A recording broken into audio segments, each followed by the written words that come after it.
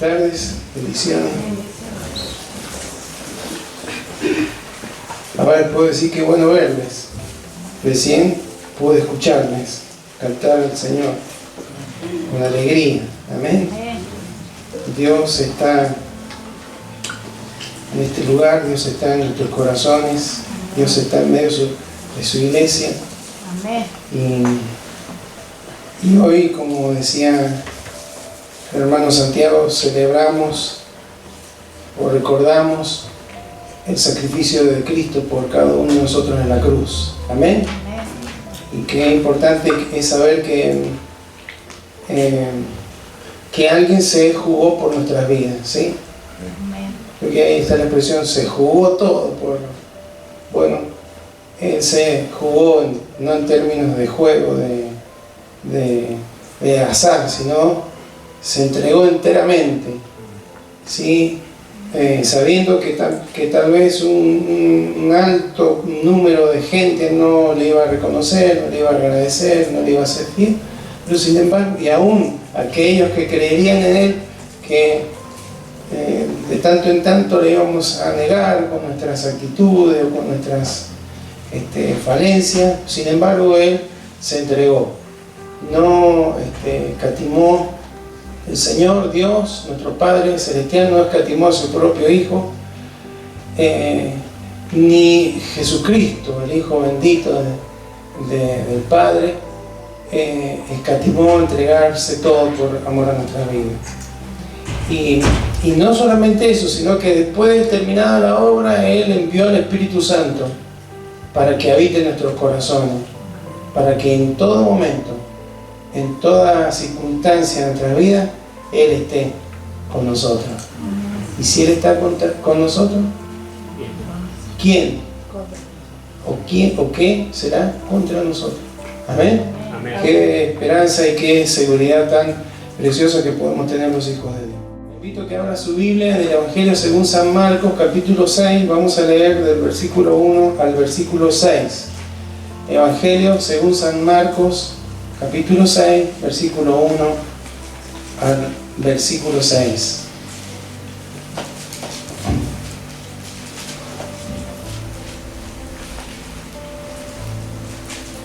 Si lo encontró, vamos a leer en el nombre de Jesús. Amén. Amén. Dice así: Salió Jesús de allí y vino a su tierra, y le seguían sus discípulos.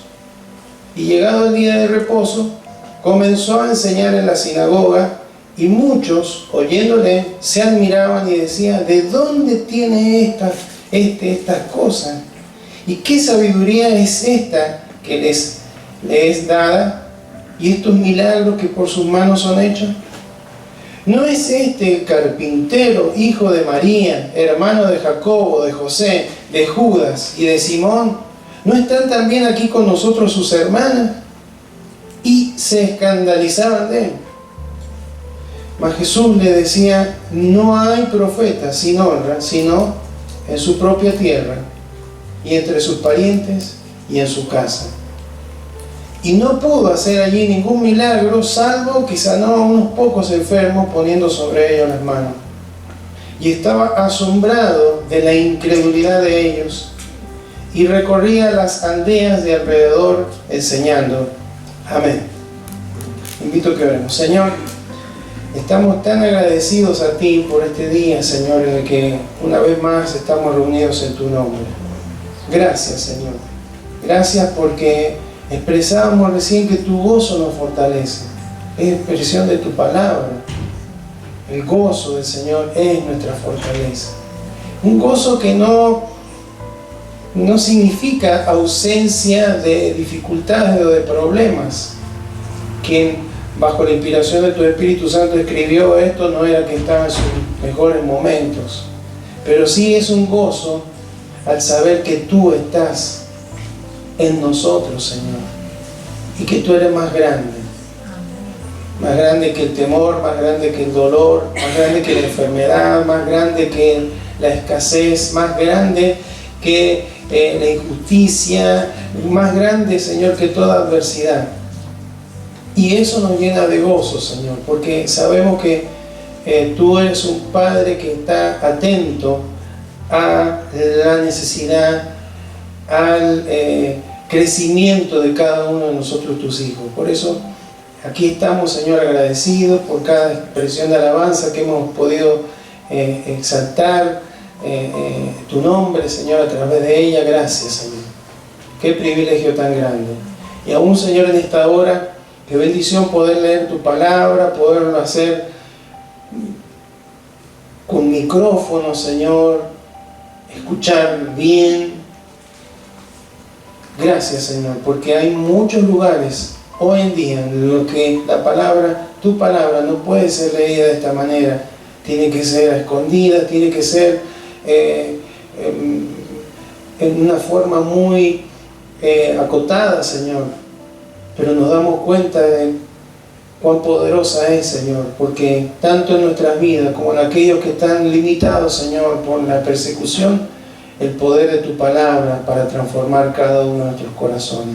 Señor, sea esta tu palabra trayendo luz, trayendo dirección a nuestras vidas, y que se cumpla, Señor, el propósito para el cual tú la has traído. Señor, aquí está mi vida, como en cada oportunidad, Señor, que hay que expresar la palabra. No soy nada sin ti, Señor. La sabiduría humana, la preparación es importante, pero no tiene la capacidad de generar nada si no es a través de la unción y el poder de tu Espíritu, Señor. Seas tú obrando a través de mi vida esta tarde. Te lo pedimos en el nombre de Jesús. Amén. Amén.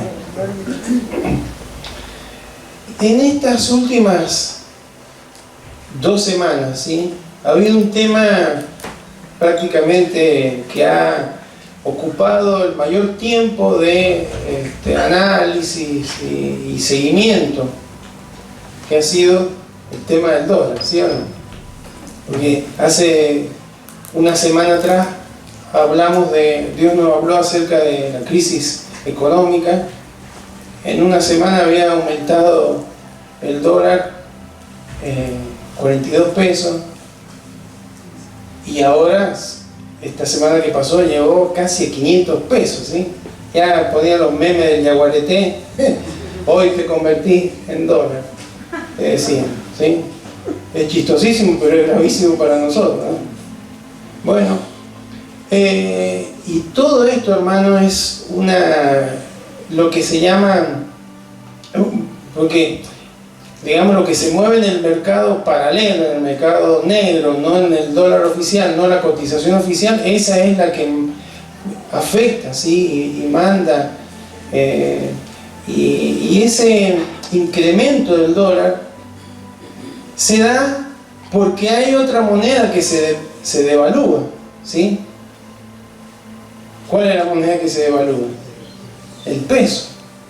O sea, devaluación es justamente la pérdida de valor de una moneda respecto a otra. Entonces, esa pérdida de valor, porque uno dice, bueno, que suba el dólar, si total, yo no tengo dólar, no voy a comprar. Pero el tema, hermano, es que pierde valor la plata que usted y yo podamos llegar a tener, o que podamos llegar a recibir. Porque empieza a afectar la importación y necesito ahora más peso para comprar dólares y poder importar y para exportar, y no sé si me conviene porque tengo que hacerlo al dólar oficial, que no es el dólar paralelo, y después no me va a alcanzar para, bueno, es toda una complejidad, pero fundamentalmente para los que no exportamos ni importamos nada, pierde poder adquisitivo nuestra moneda, nuestro salario. Entonces eso es devaluación, la pérdida de valor, ¿sí?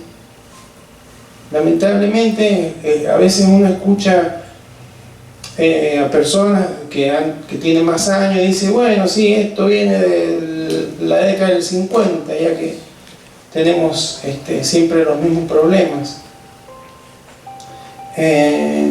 Y bueno, esto que es devaluación es para una moneda, después está depreciación, pérdida de valor de un bien, que no es una moneda, ¿sí? También pasa eso. ¿Y por qué Dios me traía esto durante estos días? Me traía, pero no para hablar de economía, ¿sí? Y aparte, hermanos, que imagínense que sube el dólar, para que no siga subiendo, hay ajustes que hace el Banco Central. ¿Qué hace? Sube la tasa de interés para que la gente no saque los pesos que están en plazo fijo y compre dólares. Entonces le sube la tasa. Pero eso hace, hermano, que se tengan que imprimir más plata, porque si en algún momento la gente que tiene los plazos fijos dice ahora lo quiero tener, hay que cubrir eso. ¿Y eso qué genera? Inflación, inflación, inflación.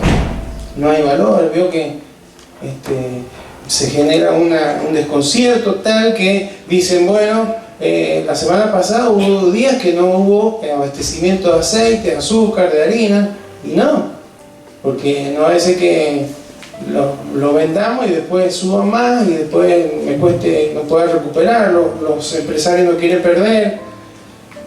Y bueno, esto es todo un círculo vicioso. Dicen que están imprimiendo en Brasil, en Angola, en España, no sé cuántos países en China nos imprimen billetes, ¿sí? Entonces eso hace que cada vez tenga menos valor.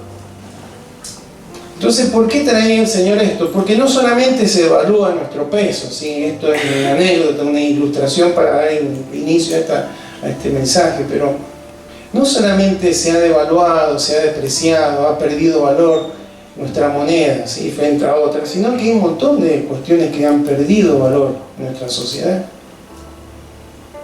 Se ha perdido el valor de la palabra, se ha perdido el valor de la autoridad. Aquí hay varios hermanos y hermanas que dan clases en los colegios y lo que cuesta, ¿sí? Mantener el orden, la disciplina. Cuando hay un curso que supera cierto número, que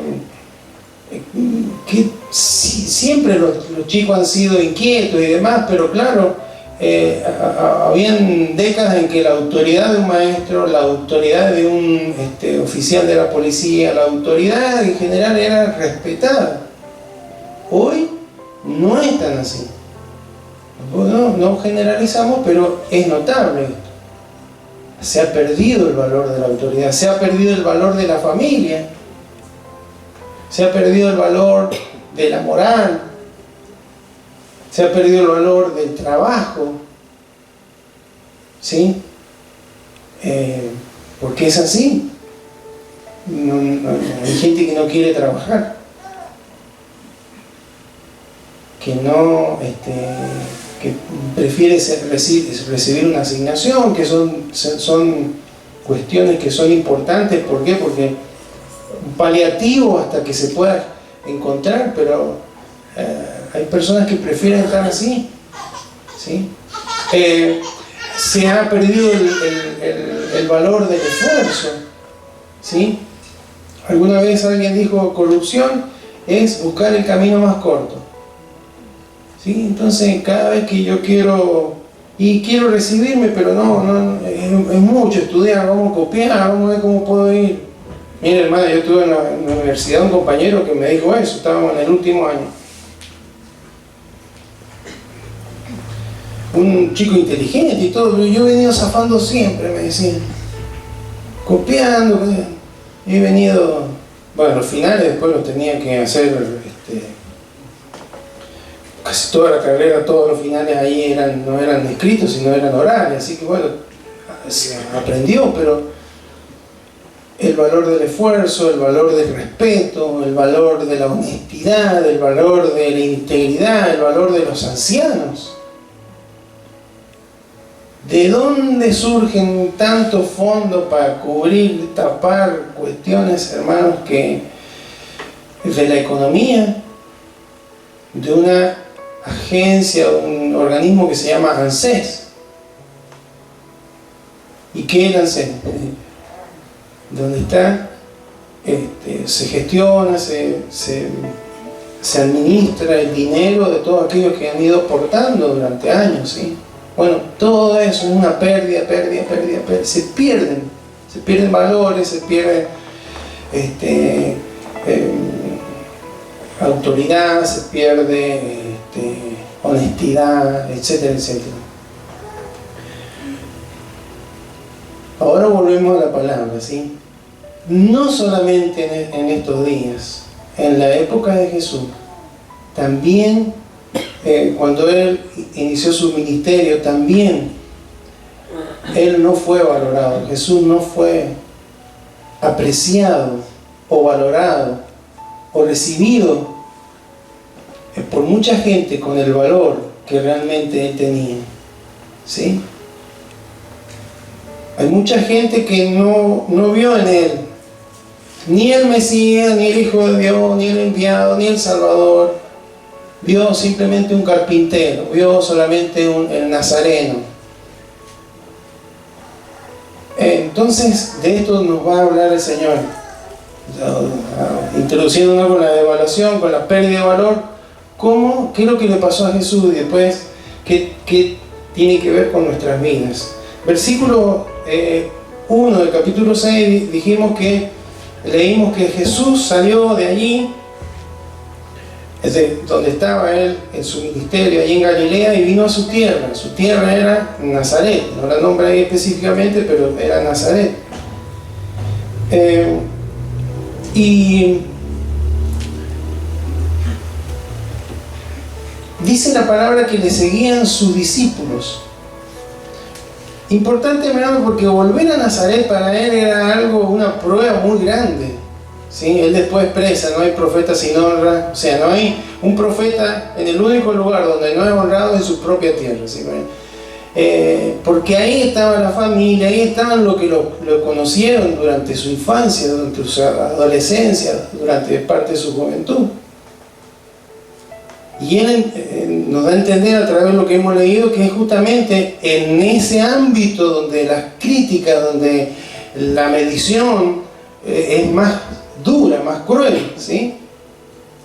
Entonces, imagínense que Él tenía que ir ahí, y ya su familia, mientras Él empezó el ministerio, que el ministerio público lo realizó mayormente en Galilea, en Capernaum. Llegó un momento, hermano, que su misma familia lo fue a buscar. ¿Sabes? Ahí en el Marcos capítulo 3, versículo 20, dice: y se agolpó de nuevo la gente, de modo que ellos ni aún podían comer pan. Los discípulos estaban. Cuando lo oyeron los suyos, vinieron para prenderle, porque decían: está fuera de sí. María, los hermanos, está fuera de sí. Jesús, ¿qué le pasó? Vamos al versículo 31, dice: vienen después sus hermanos y su madre, y quedándose afuera enviaron a llamarle. Y la gente que estaba sentada alrededor de él le dijo: tu madre y tus hermanos están afuera y te buscan. Qué bárbaro, ¿no? Por eso le digo que ir a su tierra para Jesús era una exposición, porque ni siquiera su familia estaba creyendo que él era el unigénito del Padre, ¿sí? El enviado del Señor. Entonces era un momento de prueba para él, por así decir. ¿Por qué fue a Nazaret? Es probable que para estar con sus hermanos, con su familia, pero en lo espiritual era un tiempo de prueba. Él ya había estado ahí cuando inició su ministerio, fue a Galilea, después fue hasta Nazaret, fue también a una sinagoga, no fue con los discípulos, le dieron para leer, le dieron a que leyera, y leyó justamente Isaías 61: el Espíritu del Señor está sobre mí y me ha ungido para traer buenas nuevas, anunciar buenas nuevas a los pobres, etcétera, a sanar al quebrantado de corazón. Termina de leer eso y se sienta, y dice la palabra: y todos los ojos estaban puestos en él. Y de repente él dice: hoy se ha cumplido delante de vosotros esta palabra. y se admiraban y demás, pero después habló unas expresiones como las de el profeta no tiene honra sino en su propia tierra, y después dio unos ejemplos que se indignaron, hermano, y lo sacaron, lo llevaron a un despeñadero, lo llevaron a un lugar para tirarlo y eliminarlo, ¿sí? Si ya había sido rechazado Jesús de Nazaret. Por eso volver a Nazaret era una cuestión muy fuerte para él. Dice que fue que comenzó a enseñar en la sinagoga. ¿Por qué empezó a enseñar? La otra vez que había ido le dieron para que leyera. Ahora enseñar. ¿Por qué? Porque iba con los discípulos, como rabí, como un maestro. Me habrán dicho, llegó un maestro. Es conocido el maestro, es el hijo de José y María acá. Así que le dieron la oportunidad de enseñar. Y ellos, hermanos, dice que se asombraron, se admiraban. ¿De dónde saca estas cosas? Por la sabiduría, por el poder con el que actuaba el Señor Jesús, por los milagros que hacían. ¿De dónde sacan? Pero en lugar de generar fe en sus corazones, se escandalizaron de él. Lo dice un versículo más abajo. Versículo 3 al final. Y se escandalizaron de él. Y había una pregunta: ¿de dónde tiene estas cosas? ¿Qué sabiduría es esta que le es dada? Y estos milagros que por su mano son hechos. Era razonable decir, esto no es normal, no es común. No hay nadie, hay gente que enseña todo, pero no hay nadie que enseñe como le enseña él, y no hay nadie que haga la obra como las que hace él. Porque la clave, hermano, siempre en el ministerio de Jesús era cuál era su identidad. La disyuntiva es el Hijo de Dios o no es el Hijo de Dios? Es un profeta más. A tal punto que en el capítulo 6, pero unos versículos antes, en este mismo capítulo, en el versículo 14, el versículo posterior, el versículo 14 y 15, dice: oyó el rey Herodes la fama de Jesús, porque su nombre se había hecho notorio, y dijo: Juan el Bautista ha resucitado a los muertos. Él lo mandó a matar, ¿sí? Y por eso actúan en él estos poderes. Otros decían es Elías, y otros decían es un profeta, o algunos de los profetas. Y unos versículos más adelante le pregunta a Jesús a los discípulos: ¿y ustedes quién dice que soy yo? Porque siempre el tema de su identidad fue la clave.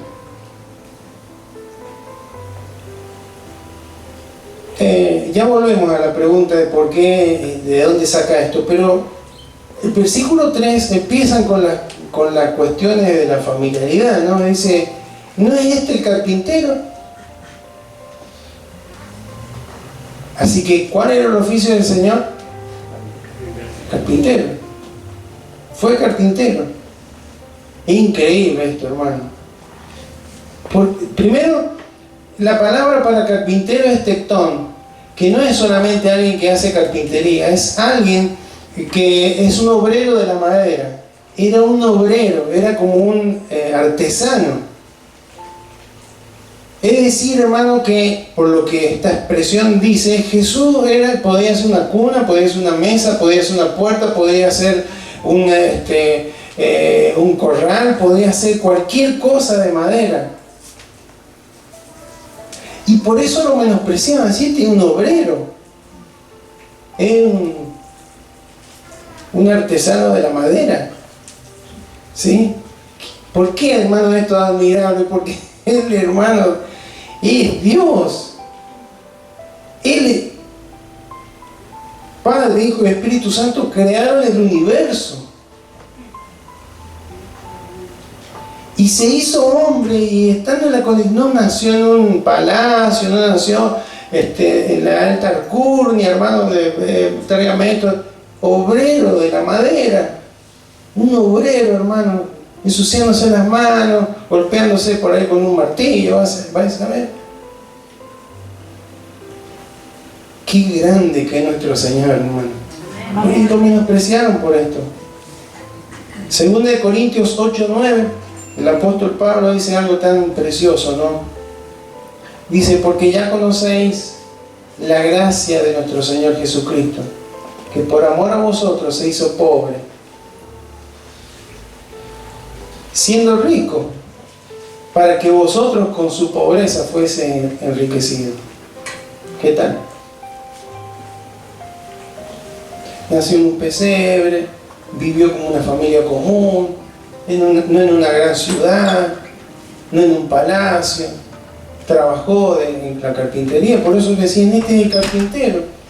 Y después siguen diciendo, hijo de María. Cuando fue la primera vez, y también les llamaba la atención de cómo hablaba, este no es el hijo de José. Ahora decían, es el hijo de María. Es muy probable, hermano, es muy raro que dijeran el hijo de María, pero es muy probable que ya hacía mucho tiempo que había fallecido José, el padre terrenal, ¿sí?, de Jesús. Por eso lo identifican con María. Interesante todo esto que leemos, hermano, porque ahí nos damos cuenta que María fue virgen hasta que nació Jesús y luego tuvo más hijos. ¿Sí? Los hermanos, esto acá, que no son los hermanos de la fe, todavía no estaba la iglesia, todavía tenía discípulos nada más. Y es más, en Lucas 2:7, cuando Jesús nace y lo colocan en un pesebre, dice el primogénito. El único que cuando se expresa de Jesús que es unigénito del Padre, el único. Pero acá primogénito quiere decir el primero en nacer, ¿no? Quiere decir que habían otros. Y ahí incluso acá los nombres.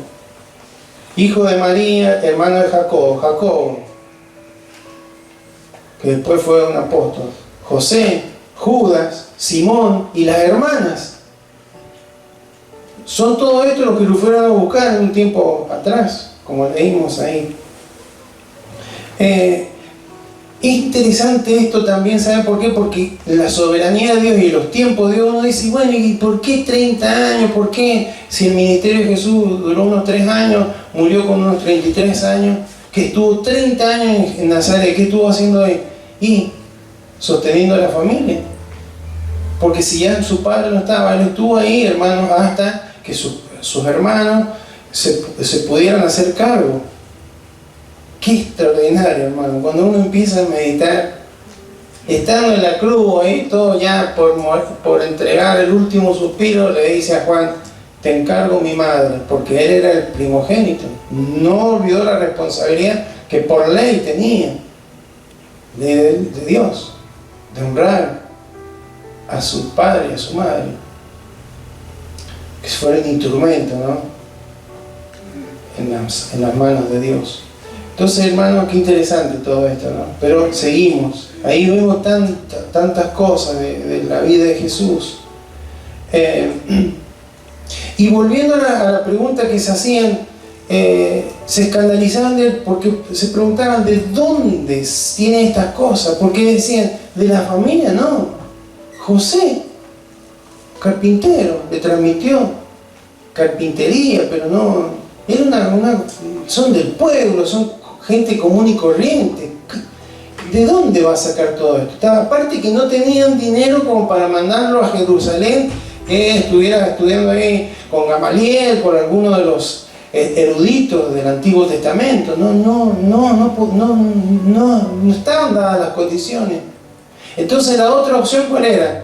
Que era el Hijo de Dios, pero esa opción no la aceptaban porque lo veían, hermano, como uno común y corriente. No puede ser, este no es el Hijo de Dios, este es el carpintero, el hijo de María, el hijo de José, el hermano de Simón, de Judas, de Jacobo. A tal punto, hermanos, que en Marcos 3:22 le llamaron, le decían los religiosos, ¿no?, los que andaban ahí viéndole, a ver si colándole, a ver dónde se cometía un error, los escribas, que eran doctores de la ley. Tiene a Belcebú. Belcebú, hermano, era un dios de los filisteos,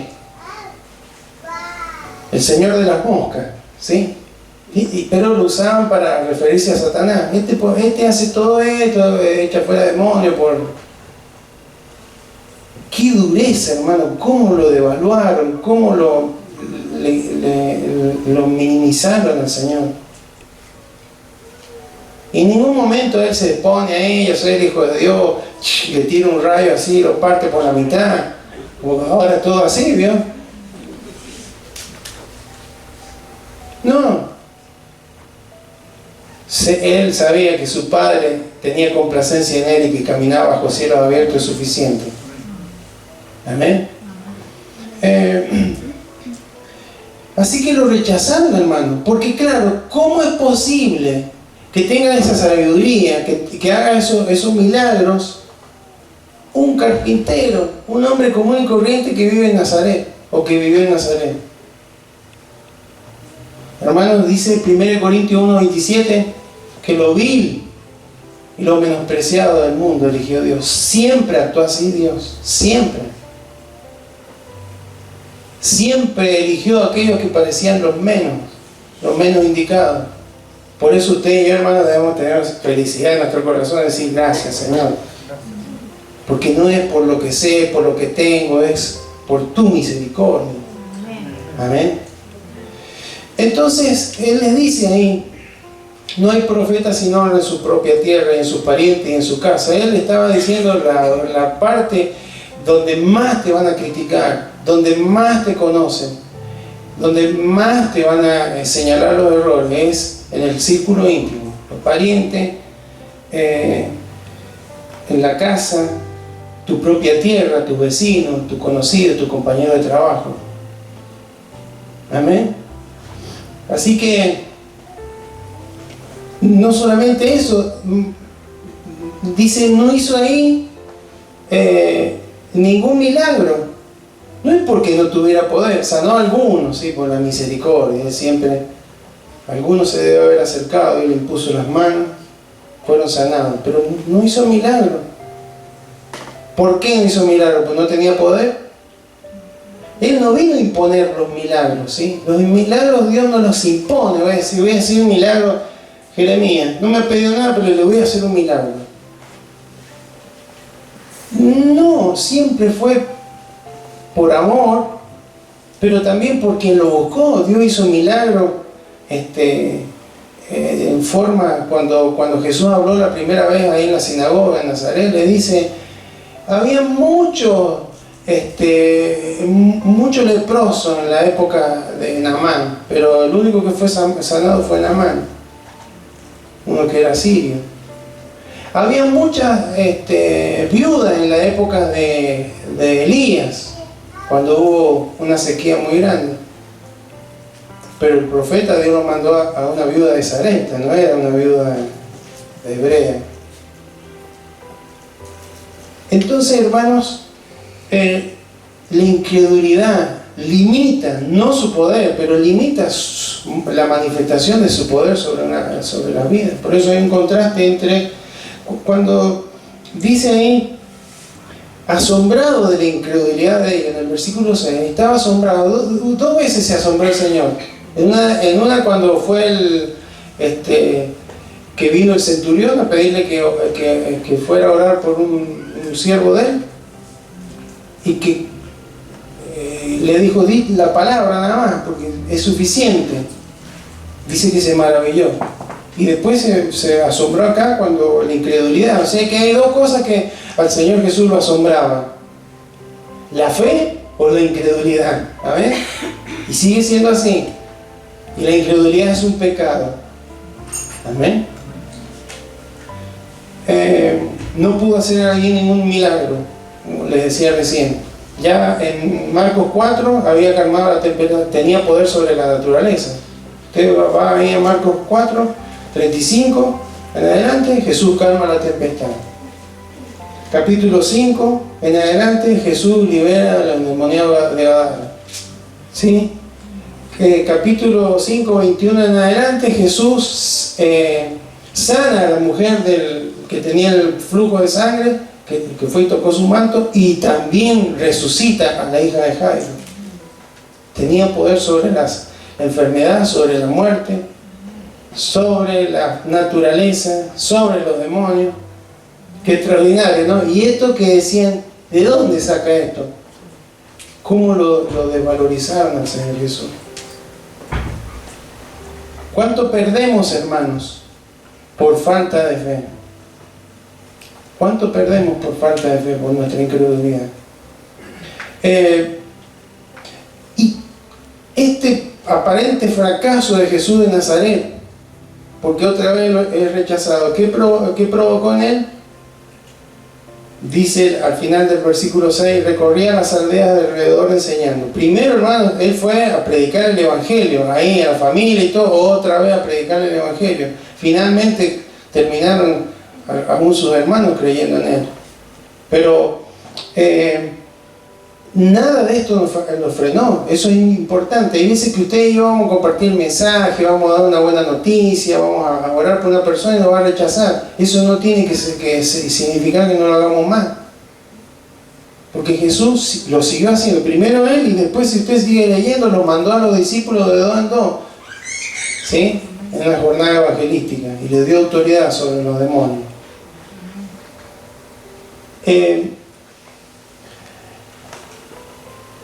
Este Jesús, hermano, Jesús no solamente se devalúa el peso, no solamente pierde el valor la palabra, la vida de las personas, los ancianos, no solamente hay pérdida del valor de la capacidad que tenemos de hacer compras, de la autoridad, como hemos visto, sino que también a Jesús se le puede menospreciar, se le puede dar menor valor. Una de las cosas que aprendemos, hermanos, es que las circunstancias en las que nacemos y la fortuna o la escasez que podamos tener no determinan el valor de una persona. Amén. ¿Qué? Es un carpintero. ¿Qué viene a dársela del Hijo de Dios? Dirían, nació en Belén, se tuvo que ir a Egipto, después volvieron acá, estuvo en la carpintería, me va a decir que el Hijo de Dios. Salía todo lleno de virutas, todo lleno de tierra, cuando terminaba la jornada diaria. Él, el Hijo de Dios. Cuidado, hermanos, porque Dios siempre usa a quien quiere usar. Parezca una persona elocuente o no, no hay que valorar a las personas por lo que tienen o por lo que saben, sino por el corazón, la gracia que ha derramado sobre su vida. Hay que valorarla a todos. Amén. Pero también, hermano, esto nos enseña que con mucha frecuencia, acá va la enseñanza donde terminamos esta meditación, con mucha frecuencia tendemos a menospreciar aquello que nos es familiar. Amén. Tendemos a menospreciar aquello que nos es familiar. Familiarizar es acostumbrarse, hacer que una cosa sea familiar, sea común. El acostumbramiento. Y eso genera un menosprecio, darle menor valor. ¿Qué podemos menospreciar? Podemos, hermanos, menospreciar. ¿Cuántos tienen Biblia? ¿Sabe que este libro es poderoso? ¿Saben que este libro fue escrito durante más de 1500 años por un montón de autores que tienen una línea que es inspiración de Dios y que costó la vida de muchos que usted y yo hoy tengamos una Biblia? Pero se nos hace tan familiar. Sí, la Biblia está lindo, pero prefiero el celu, no la Biblia del celu. El celu, porque entre leer y leer y leer, pero colmo a veces está en esos tiempos verbales que se me cruzan las palabras, y ante un TikTok, ante un meme, ante un video, qué sé yo, le damos más valor a otras cosas, hermano, que a la palabra del Señor, ¿sí o no? Porque nos es familiar. ¿Cuántas Biblias hay en su casa? ¿Cuántos tienen más de una Biblia en la casa? ¿Y cuándo sacan la Biblia? ¿Los domingos nada más?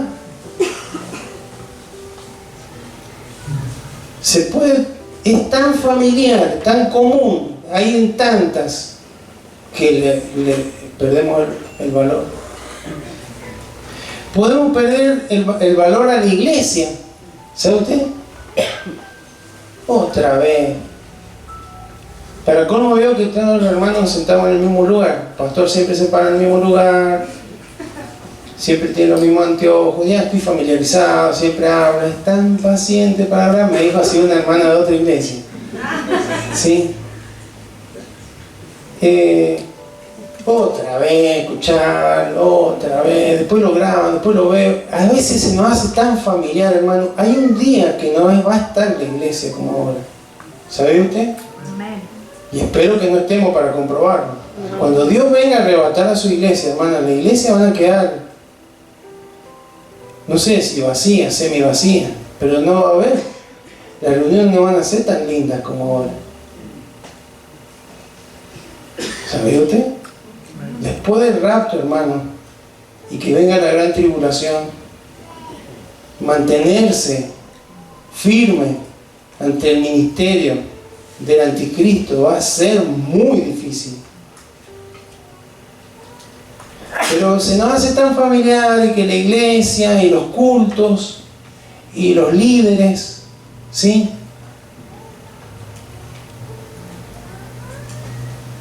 El matrimonio se nos hace familiar. Ya hace ¿cuántos años que estoy con Claudia? Sí, 24, más los de novio, ¿sí? Ya estoy familiarizado. Cuando nos familiarizamos, hermano, cuando se nos vuelve a algo común o algo, una costumbre, empezamos a darle menos valor. ¿Sí? Es como si ahora estoy casado con Clara y bueno, ella sabe que no es así, ¿no? Pero hoy contaba de novio, con todos los detalles, que un regalito, que esto, que aquello, con unas palabras bonitas. Ahora que ya estoy casado, ya le he hecho tantas veces. Eso es, se pierde el valor, la familiaridad del acostumbramiento. Nuestro servicio, nuestro ministerio. En lo personal tengo no sé cuántas cantidades de predicaciones, hermano, y muchas veces las leo, mira qué lindo, porque he estudiado, he sacado apuntes. Pero hermanos, no, tiene que tener frescura, tiene que ser algo, lo que Dios quiera hablarnos en este tiempo, con las cuestiones que están ocurriendo y demás.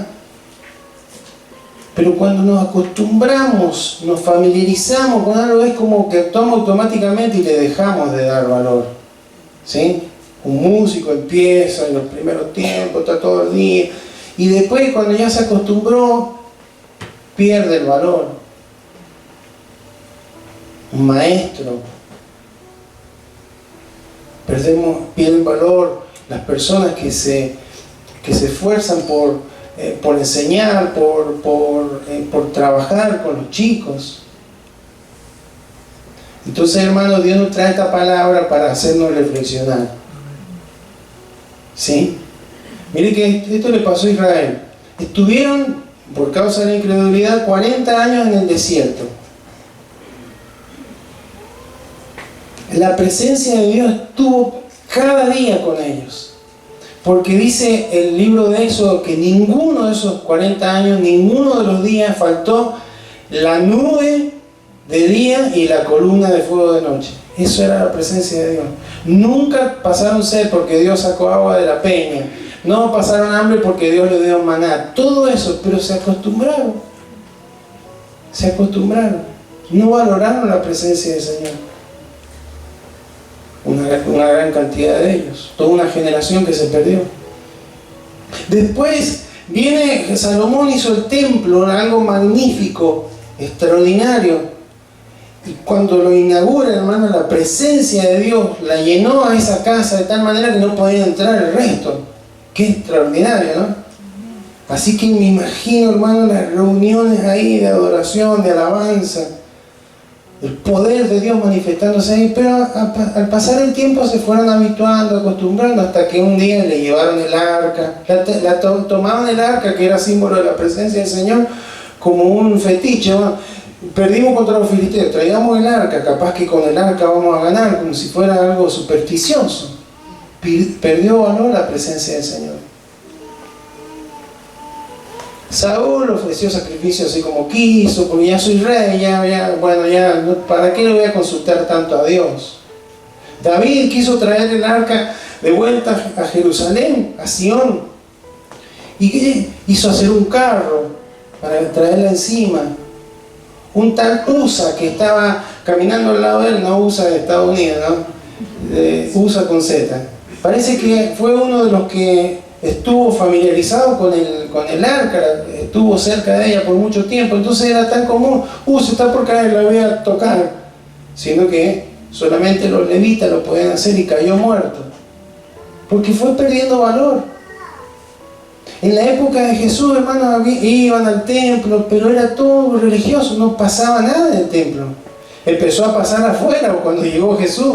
Había sanidades, milagros que no ocurrían en el templo, ocurrían afuera, porque la presencia del Señor estaba ahí, sobre la vida de Jesús. Amén. Hermanos, usted y yo debemos valorar lo que Cristo ha hecho, la presencia del Señor en nuestro corazón. A veces pierde el valor. Pierde valor, no meditamos en Él, no lo buscamos, no oramos. Pierde valor la lectura, el estudio de la palabra, pierde valor. Porque nos familiarizamos. Ya lo está, ya lo conozco, ya soy salvo, ya esto, aquello. No. El joven porque es joven, el más grande porque es más grande. No debe perder. Cuando usted y yo venimos a esta casa, hermano, tenemos que, a esta casa y lo que se reúne en otro lugar, con pasión, como la primera vez que vinimos, cuando recibimos a Cristo. Yo quiero ir con la expectativa, qué es lo que va a hacer, hermano, porque hay milagros, hay obras que se pierden, porque no hay pasión, no hay fe. Y Dios sigue siendo el mismo. Nos familiarizamos, ¿sí? Hoy hay Santa Cena, hoy va a durar más la reunión. Por eso que termine antes que termine el partido, porque si no, sí o no, pasa o no pasa. Y no me quiero acostar tarde, tengo que hacer la comida y qué sé yo. Y el pastor que está de hablar de... ¿Sí? ¿Cómo pierde el valor, hermano, lo que es importante? Lo que Dios siempre nos recarga, poner a mirar las cosas de arriba. Entonces, hermanos, nos olvidamos a veces quién es el Señor, qué es lo que hizo. Vino a ensuciarse las manos ahí en la carpintería, después vino, hermanos, a caminar por la tierra, las calles polvorientas de Palestina. Y sufrió y murió en una cruz por amor a su vida, a mi vida, y hoy está sentado en la diestra de Dios Padre y reina con poder. Nos ha dado autoridad, nos ha ungido, nos ha dado esa gracia, esa autorización, esa autoridad para poder ser testigos de Él, llevar el Evangelio, servir, edificarnos el uno al otro. Pero tenemos que valorar a Cristo.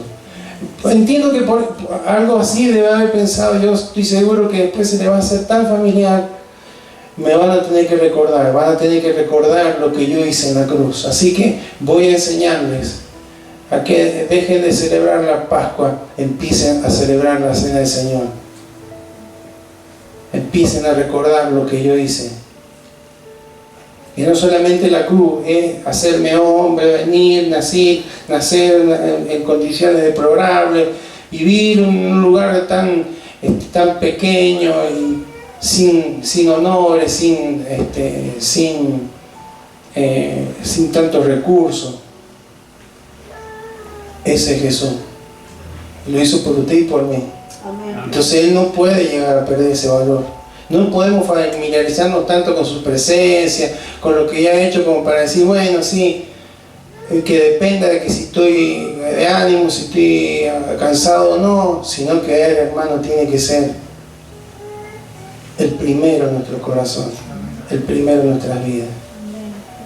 Y si Él es el primero, lo demás, hermano, se pondrá en orden. El matrimonio habrá no habrá acostumbramiento en la familia, no habrá acostumbramiento en el servicio, no habrá acostumbramiento en el congregarnos, no habrá acostumbramiento. Amén. Amén. Que no sea, hermano, que pase lo que está pasando con nuestra moneda, que pase en nuestros corazones con la presencia del Señor. Amén. Amén. ¿Cuántos quieren ver milagros? Amén. Que el Señor se admire, hermano, y que diga, me estoy asombrado de la fe que tiene este hombre, esta mujer, y van a venir los milagros. Amén. Amén. Amén. Porque Él sigue siendo el mismo ayer y hoy. Amén. Gracias, Señor. Amén. Nosotros limitamos su accionar por nuestra actitud.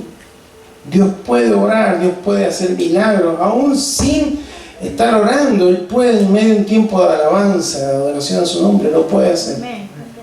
Amén. Amén. Pero para eso hay que darle el valor a cada instante, a cada momento, hermanos, el valor que tiene todo. ¿Qué le parece? Con cuánta facilidad nos acostumbramos a las bendiciones de la gracia de Dios. ¿Sí? Y bueno, sí. No nos acostumbremos, hermano. Quedamos apasionados. Valoremos cada promesa, cada palabra, cada instrucción, cada detalle. Porque eso nos ayudará, hermanos, a que el Señor Jesús siga obrando de una manera poderosa, siga hablando de una manera poderosa y siga haciendo milagros de una manera poderosa en nuestra vida y a través de nuestra vida. Amén. Amén. Te invito a que cierre sus ojos ahí en su lugar y vamos a orar. Bendito Padre, te damos gracias en esta tarde porque tenemos el privilegio, la bendición, Señor, de meditar en tu palabra, de escuchar tu mensaje, Señor. Y en este día tú nos hablas de la pérdida de valor, del menosprecio que tuvieron en aquel lugar donde tú naciste, donde te vieron, donde vieron tu comportamiento, donde vieron tu esfuerzo, tu trabajo, Señor. No tenían de ninguna manera ninguna forma de enrostrarte un mal acto, una mala expresión, una mala acción. Pero por el hecho de ser un hombre común, a tal punto que ese día que te querían tirar desde ese despeñadero, pasaste entre medio de la multitud porque eras tan común que no se podía diferenciar, no tenía vestiduras especiales, no tenía una estampa especial. Cuánta humildad, Señor Jesús, pero cuánto poder. El hacedor de todo el universo estuvo caminando entre nosotros, Señor, y hubo gente que no te dio valor. Hoy, Señor, estamos en una condición diferente porque ya no estás aquí caminando en la tierra, estás en nuestros corazones porque está tu Espíritu Santo. Pero hoy sabemos lo que tú hiciste en la cruz, sabemos que lo hiciste, terminaste la tarea, consumado es. Y hay ocasiones en que esto nos es tan familiar, nos es tan común, que dejamos de darle el valor que tu obra tiene para cada una de nuestras vidas. Nos acostumbramos y pensamos que incluso era lo que tenías que hacer por lo bueno y lo excelente que somos, Señor. Y en lugar de darle valor a lo que tú hiciste, empezamos a darnos valor a nosotros, a lo nuestro, a nuestras cuestiones. Señor, no solamente en nuestro país pierde valor el dinero, pierde el valor la palabra, pierde el valor el respeto, pierde valor la autoridad, sino que también muchas veces pierde valor en la vida, en los corazones, tu presencia, lo que tú has hecho por cada uno de nosotros. pierde valor tu palabra, pierde valor la iglesia, pierde valor los líderes, pierden valor, Señor, tantas bendiciones que tú derramas sobre nuestras vidas. Nos acostumbramos, Señor. No somos agradecidos por la vida, por el poder respirar, por el poder caminar, por el poder ver, por el poder trabajar, por tener un techo, por tener un hogar con una familia constituida, por el estudio que podemos realizar, por el colegio en el que podemos ir. Se nos hace tan común todo eso que a veces ni siquiera te agradecemos, Señor. Por eso, Señor, en esta hora, tu palabra nos recuerda que también podemos hoy actuar como los nazarenos. Darte el menos valor del que tú tienes, Señor. Por supuesto que en la naturaleza, en tu esencia, jamás lo pierdes, Señor. Jamás pierdes tu poder para obrar milagros, jamás. Pero sí la manifestación de ese poder sobre cada una de nuestras vidas, Señor. Por el simple hecho de no valorar tu vida, tu persona, tu presencia como debería ser, Señor. Pero aquí estamos, Señor, en esta tarde, reconociendo, Señor, que tú eres precioso, que tú eres lo más grande, lo más maravilloso, Señor, que nos ha pasado en la vida, que tú hayas venido a este mundo, que tú te hayas hecho como un ser creado, siendo que eras el creador, que te hayas humillado hasta ser siervo y que te hayas humillado hasta morir en la cruz, Señor.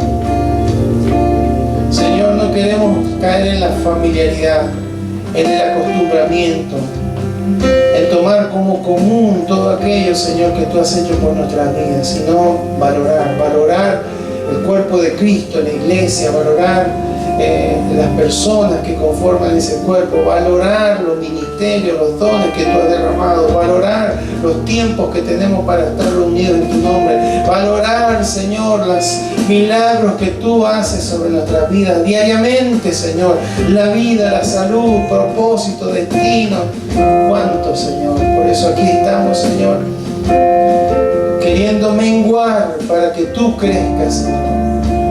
Ese clamor de Juan el Bautista hoy debería ser nuestro, Señor, porque en algunos corazones muchas veces es a la inversa. Crecemos nosotros y tú menguas, Señor. No queremos que esto sea así.